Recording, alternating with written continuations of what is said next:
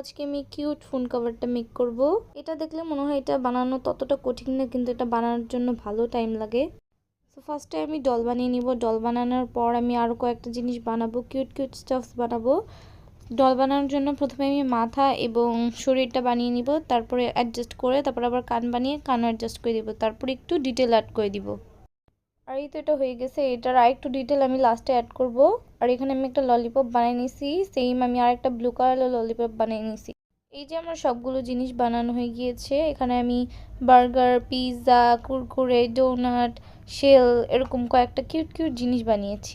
আর এখন আমার ফোন কাভারের পালা। এবার এটার উপর প্রথমে আমি জেস অ্যাপ্লাই করে নিব। জেস অ্যাপ্লাই নেওয়ার পরে আমি পিঙ্ক কালার করব, আর নিচ দিক দিয়ে পিঙ্ক কালার করে মাঝে ব্লু কালার করে দিব। আমি একটা পাইপিং ব্যাগ নিয়ে এটার ভিতরে 2D নজল ভরে নিব ছোটটা। এবার আমি এটার ভিতরে ডেকোডান হুইপ ক্রিমটা অ্যাড করে দিব। এটার মেকিং ভিডিও আমি পরে দিয়ে দিব আমার পেজে, আপনারা দেখে নেবেন। এটা ভিতরে ভরে ভিতর থেকে সব হাওয়া বের করে নিতে হবে। এবার আমি ফোন কাভারটার উপরে এটাকে হুইপ ক্রিমের মতো করে একটু ডিজাইন করে নিব, যেমনটা কেকে থাকে ওরকমটা আমি করে নিব। তারপর আমি ব্লু ডেকোডান ক্রিমটা বানিয়ে মাঝখানে ব্লু ডেকোডান ক্রিমটা দিয়ে ডিজাইন করে নিব। আর এটা করতে কিন্তু অনেক মজা লাগে আসলেই।